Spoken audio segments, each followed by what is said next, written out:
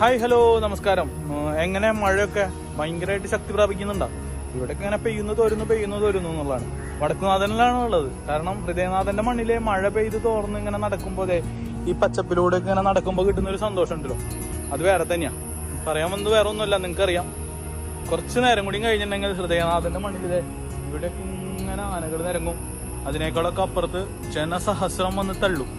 കുറച്ച് നേരം കൂടി കഴിഞ്ഞാൽ ഹൃദയനാഥന്റെ മണ്ണിലെ ഏറ്റവും വലിയ ആനയൂട്ട് വന്നെത്തിയാണ്. അപ്പോൾ എല്ലാ വർഷത്തെ പോലെ തന്നെ ആസ് എ തൃശ്ശൂർക്കാരൻ ഭയങ്കര എക്സൈറ്റഡ് ആണ്. എത്രത്തോളം ആളുകൾ ഉണ്ടാവും, എന്തായിരിക്കും അവസ്ഥ എന്നൊന്നും അറിയില്ലല്ലോ.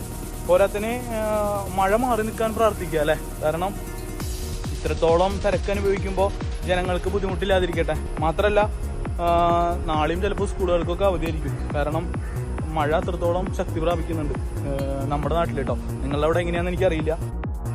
വീണ്ടും ഒരു ആനയൂട്ടിന് ഹൃദയനാഥൻ തയ്യാറെടുക്കുമ്പോൾ നമുക്ക് ചോദിക്കാം ക്ഷേത്ര സംരക്ഷണ സമിതി സെക്രട്ടറി ഹരിയേട്ടൻ. ഹരിയേട്ടൻ നമസ്കാരം.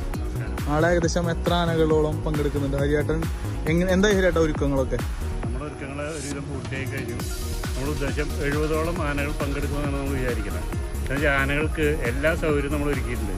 ആനകളും ആൾക്കാരും തമ്മിൽ മാറിയിട്ടുള്ള ബാരിക്കേഡ്, ആൾക്കാർക്ക് ആനകൾക്ക് ശല്യമില്ലാത്ത വിധം ആഹാരം കൊടുക്കാനുള്ള എല്ലാം സപ്പോർട്ട് ചെയ്തിട്ടുണ്ട്.